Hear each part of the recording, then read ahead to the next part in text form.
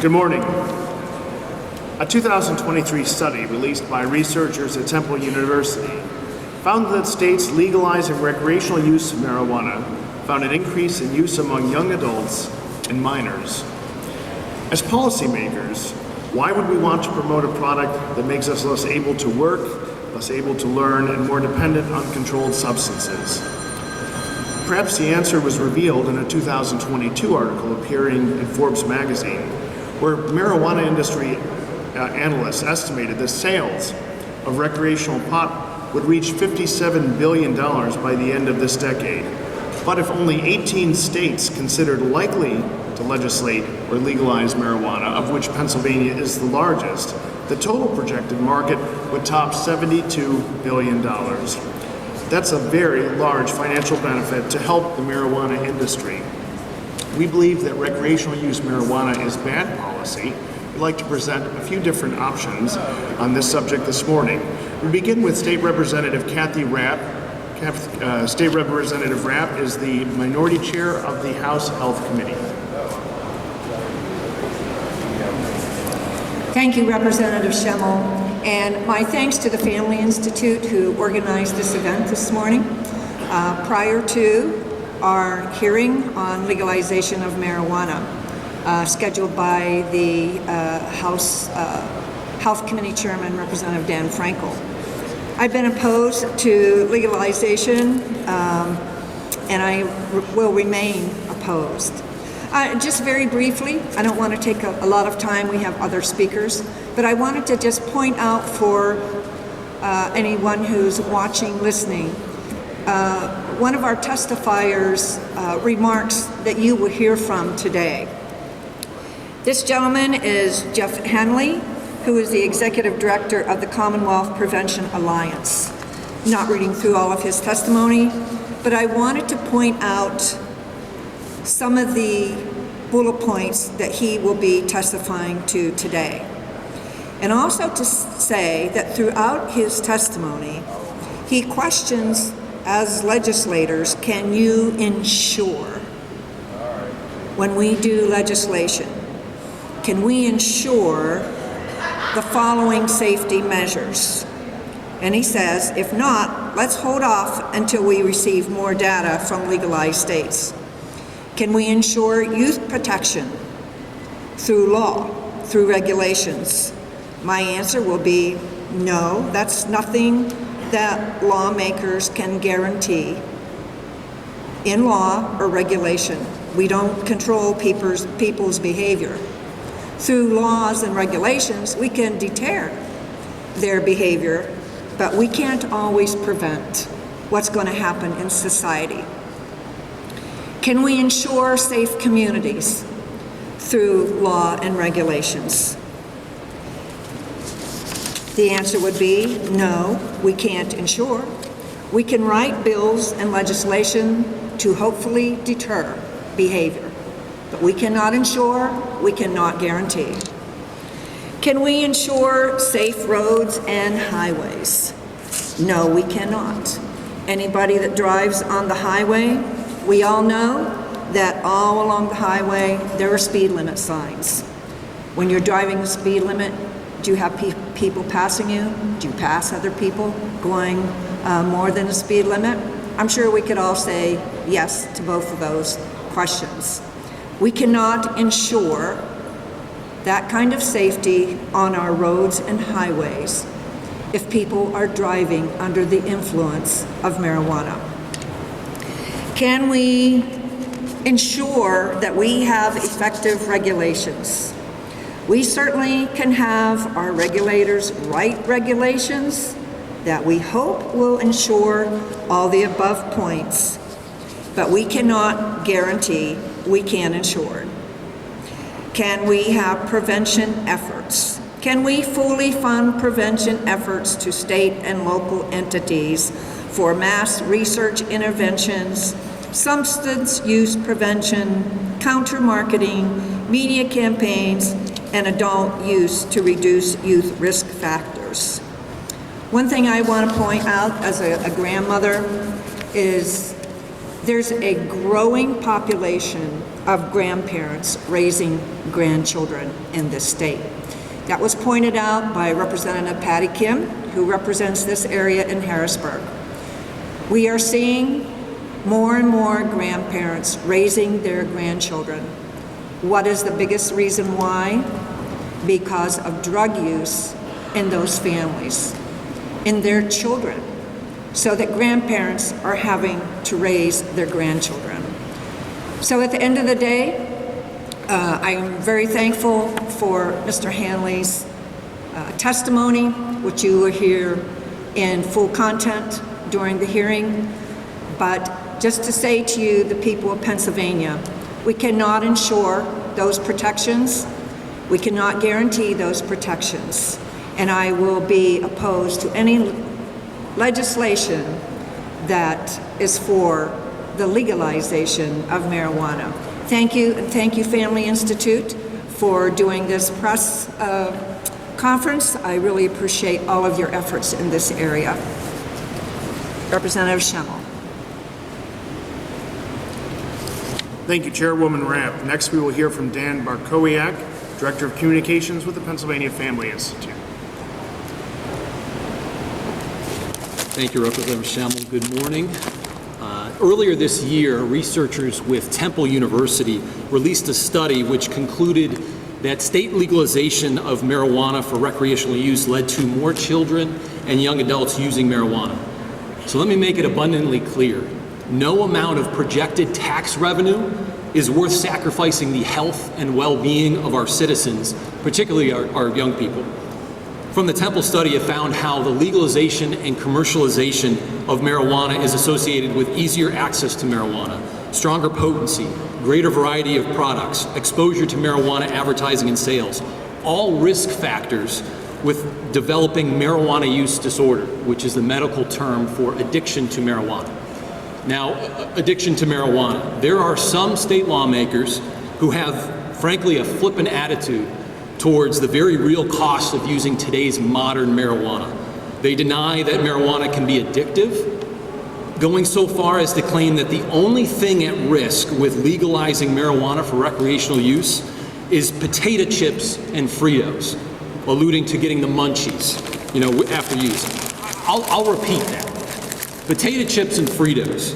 It has been said in the state capitol building by a current state lawmaker that the only thing at risk with legalizing marijuana for recreational use are potato chips and Fritos. Let me be clear, this flippancy, making jokes about recreational use, is not only insulting to families that have faced the devastation of the impact of the very real cost of marijuana use, but it's a direct contradiction to the very real science and evidence of how today's industrialized, genetically engineered, high-potency marijuana is impacting our families, particularly children and youth, and especially with states legalizing its recreational use, it's making that harmful impact much worse. Going back to the Temple study, to break it down a bit further, easier access to marijuana. There are more marijuana shops in a state like Colorado than McDonald's and Starbucks combined. Making it easier to find marijuana than a Big Mac or a pumpkin spice latte is what happens with a state endorsing recreational use, and it leads to more people using, including adolescents and young adults. Again, in the study, stronger potency and greater variety of products. I was in high school 20 years ago, and back then it was, frankly, dime bags, sometimes in trench coats, using dry flower marijuana, and THC was in single digits. THC being the psychoactive component of marijuana that gives the high. Today, not only do you have dry flower being industrialized to have potencies at 30% THC or more, you have a host of new delivery mechanisms, edibles, vapes, concentrates, with THCs as high as 99% THC, and they come in a kid's menu of flavors: blueberry cookies, blueberry Skittles, chocolate, orange crush. You have teachers and educators battling students hiding vape pens that are disguised as USB drives, disguised as school supplies like yellow highlighters. And then you have Big Tobacco, who, known for their playbook of targeting teens for being addicted to their products, now heavily invested in the marijuana industry. Lastly, from the study, exposure to advertising and sales. There are parents in states like California that are disgusted with the in-your-face marijuana culture, billboards, social media presence. In New Jersey, there are companies that had Facebook events for Halloween parties, costume contests, painting pumpkins in Disney characters to advertise their marijuana shops, high-potency marijuana that frankly is very harmful, especially to young adults and children. This problem is exacerbated by states that experiment with legalization for recreational use.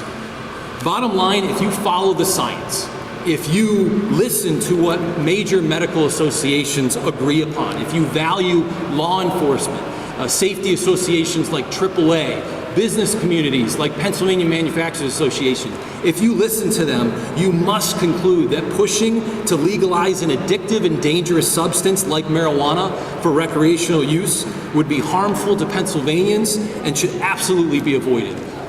Again, no amount of projected tax revenue is worth sacrificing the health and well-being of our citizens, particularly our children. Thank you for listening.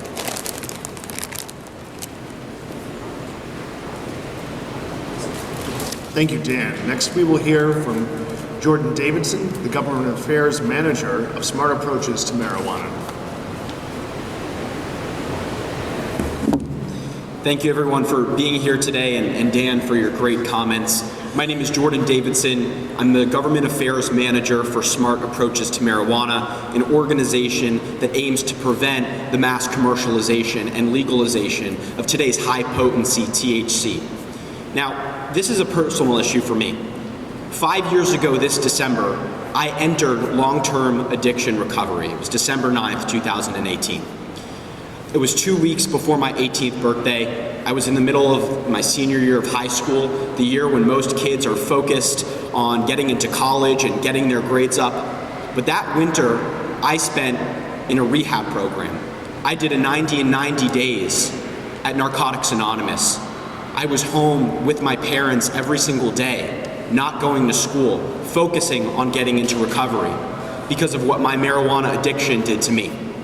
It started several years prior, early in my high school career, when I was just maybe 15 years old, my freshman year. One of my best friends at the time, who was a good guy, I trusted him, and he still is, but didn't know any better, introduced me to vaping, juuling. The kid-friendly flavor products like mango and mint-flavored Juul pods enticed me, and I thought that I was cool for doing it with my friends. That was the first thing that got me. Next, I got to high-potency THC. That same friend introduced me to marijuana vaping. I had no idea what these products were, no idea what was in them, and the only education I had gotten up to that point was that marijuana is just a plant, that it's not addictive, that it's totally safe, that it's a medicine. I didn't know anything. I was convinced that what I was going to do was healthy and harmless. I tried to keep up with my friends and my peers who were far more experienced in smoking marijuana than me. One of my first experiences using it was trying to use so much to be cool in front of a bunch of guys that I actually passed out on my best friend's front porch and had to be basically carried home, where I fell asleep at the dinner table with my parents, my face as white as a ghost. Now, that should have been a warning sign, right? That my use was not going to be healthy, that it wasn't something that was good for me, but of course, I didn't take that as any warning sign, as any red flag. I continued my use. What happened next, what progressed over the course of years, and then a spiral that only lasted, honestly, a few months of really, really downward spiral very fast, was frequent use. There was a summer before my senior year of high school where I was using marijuana every single day. I was going to work intoxicated. I was having lunch with friends intoxicated. I was high on marijuana with my parents everywhere I went because I had anxiety. I had mental health issues that teens today are dealing with more commonly than ever. And I thought that marijuana was going to help that anxiety. It quieted the noise of the world around me. I realized that when I was high, the world around me didn't seem so busy. It didn't seem so anxiety-provoking. And so I thought, okay, well, if my anxiety is reduced when I'm intoxicated, when I'm high, then why don't I just be like this all the time? And so that's what I did.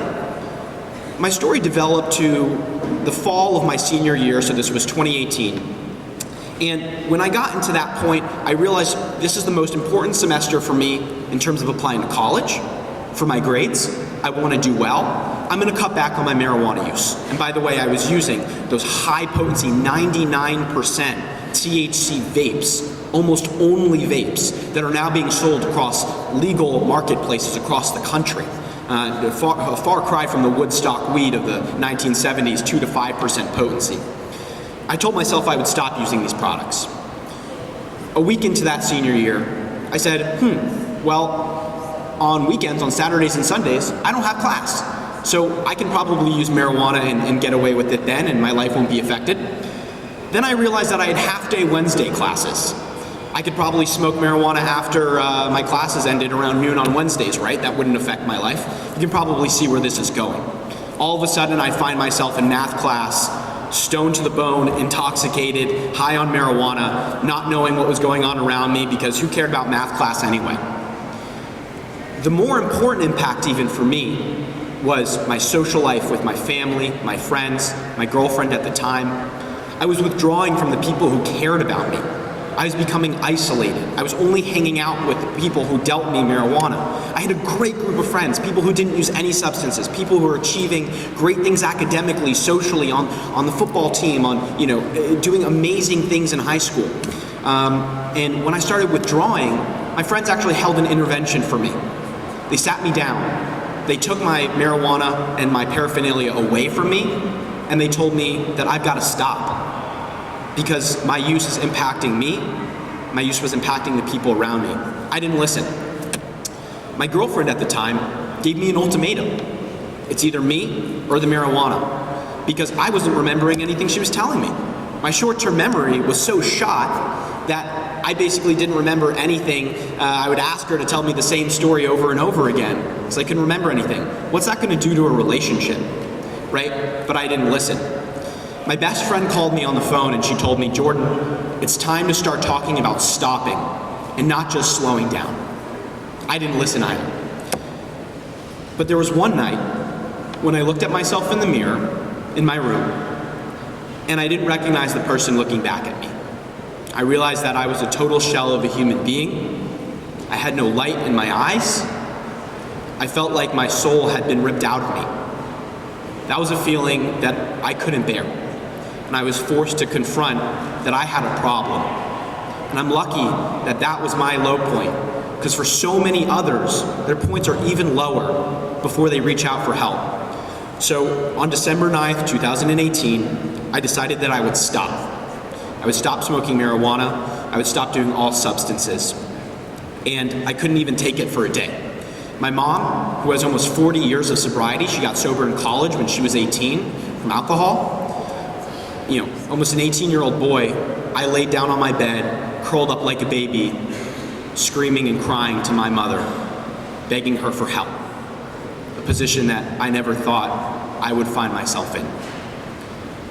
The next day, she told me, you're gonna go to a rehab program, you're gonna get the help you need, and you're gonna go to 12-step meetings. That was the first day of the rest of my life. The most important day. This was the most important decision that I've ever made, to stop using substances and to be in sobriety, and it has changed my life. But there's 16 million Americans today who still suffer from a marijuana use disorder. People who aren't getting the help they need. People who don't have that community behind them to support them, friends, families, relationships. People who aren't telling them what they need to hear. And that's why it's so important what we're advocating for today. And that's why I do policy. Because policy, good or bad, serves as the last safety net for people who don't have that community behind them. If we just let this go, we say it's okay, we can have all these high potency THC marijuana products that big tobacco, big alcohol, and big pharma are pushing because they know that this is another addiction for profit industry. If we allow that to happen, to seep into our communities, the results are going to be disastrous, and they already have been. Just a few things to leave you with, a few shocking numbers.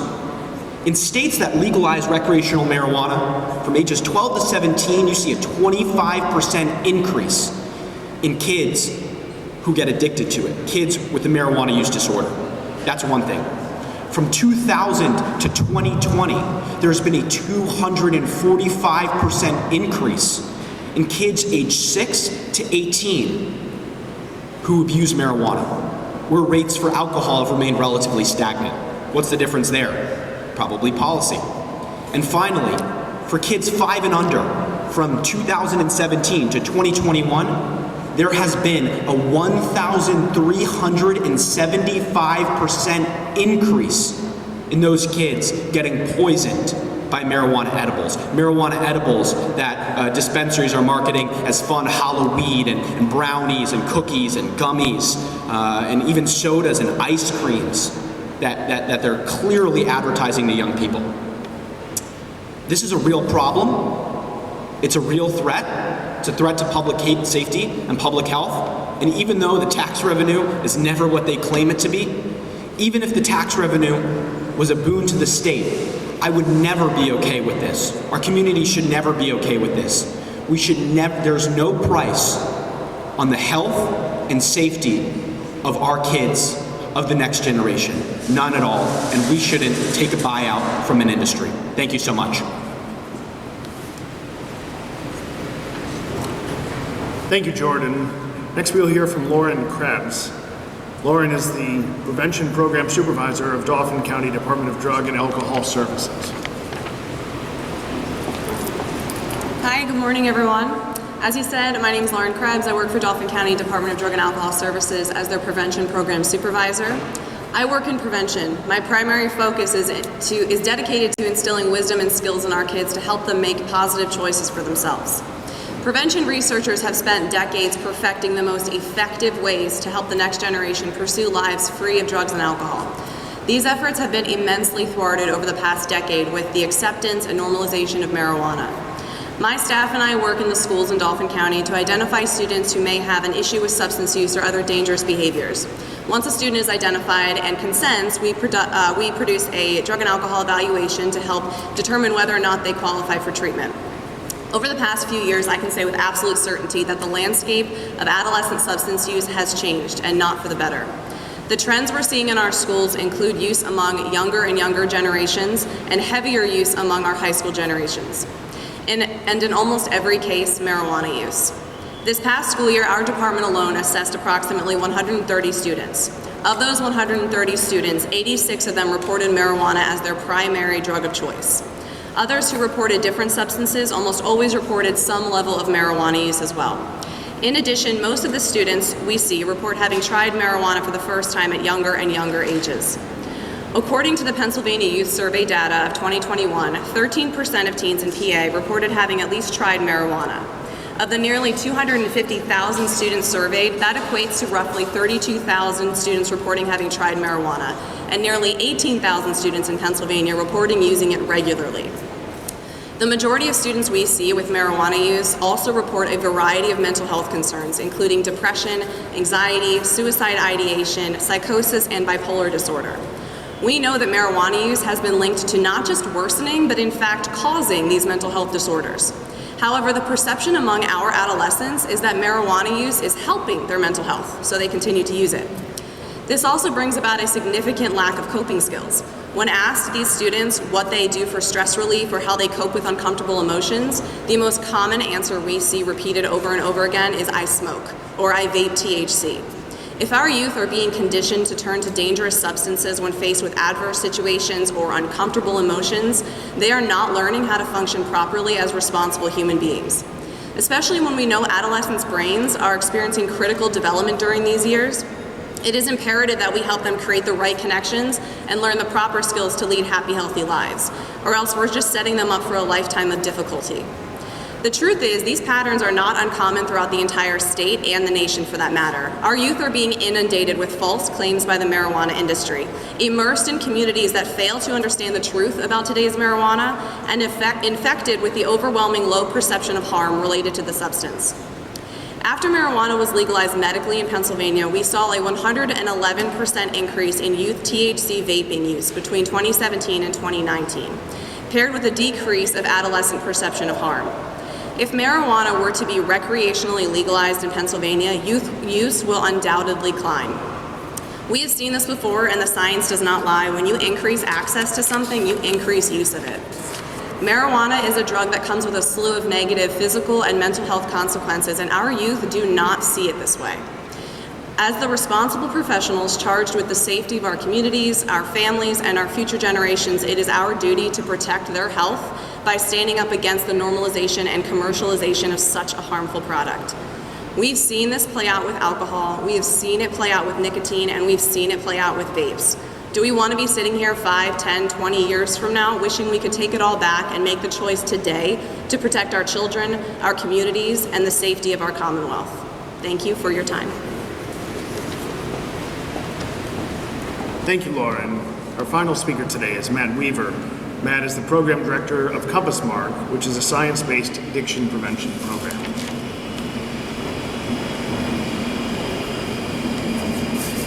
Good morning. My name is Matt Weaver. I'm the Prevention Program Manager for Compass Mark, an science-based addiction prevention agency in Lancaster County. We serve Lancaster, Lebanon, and Chester counties in southeastern Pennsylvania, where our mission is to prevent addiction through education, skill building, and community mobilization. Now, if you believe that marijuana is harmless, if you think that a few times won't hurt, if you think cannabis isn't addictive, you don't know pot. In fact, marijuana is harmful, just a few times can hurt, and yes, it is addictive. These points are especially true for our youth and their developing brains. That's why in the field of prevention, we aim to empower young people with healthy coping, decision-making, and refusal skills to delay the onset of substance use for as long as possible. The goal is not to tell them what to do or to scare them out of doing anything, rather to provide factual information paired with skills to allow for them to make the best decisions for themselves to lead successful lives free from addiction. Cannabis today is not the cannabis of any other decade. THC potency in the mid-90s for the plant-based flower was around 3.75%, whereas in 2023, THC potency averages 17 to 20%. More concerning yet, the availability of highly concentrated THC products like edibles, wax, oil, and shatter can average around 50 to 60% THC, but is also made available for up to 99%. These levels of potency are not God-given, as you'll hear the argument made by many cannabis supporters. This is man-made and bred for high potency, which is leading to an increased risk for addiction at a much more rapid rate. According to National Institute on Drug Abuse, at least 30% of marijuana users have some form of cannabis use disorder. The same data suggests that the risk of cannabis use disorder increases 7-fold for those under the age of 18. Another concerning harm was reported in a 2021 study that showed within the first 5 years of legalization, Colorado reported a 46% increase in hospitalizations due to cannabis hyperemesis, which is an uncontrollable cyclical vomiting syndrome, and we're seeing that trend continue across the country. Additionally, a study from 2019 shows that frequent users of these high-potency products are at higher risk for mental health disorders like schizophrenia, depression, lifetime depression, and/or anxiety, which can be debilitating for many. Unfortunately, these same mental health concerns among young people are on the rise, and cannabis is being used to self-medicate, perpetuating a vicious cycle of dependency. These are not just minor slap a Band-Aid on type of harms. These can be life-altering consequences that will not only be felt by the individual, but by their families, by their friends, and there will be societal harms as well. Our children and our society deserve to be protected from cannabis legalization, which will inherently lead to normalizing and commercializing another drug industry that only regards increasing use to profit off addiction while completely disregarding the consequences related to poor societal, mental health, physical health, and social emotional well-being. Now, if after what you've heard today, you still believe that marijuana is harmless, a few times don't hurt, and cannabis isn't addictive, I just ask that you consider your motivation for this belief. Because it's not based on science, it's not based on public health, and it's certainly not based on the future of our children. Thank you so much.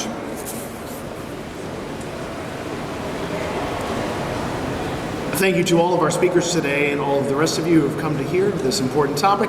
Our speakers will be available after the presentation. Anyone that has questions, thank you very much.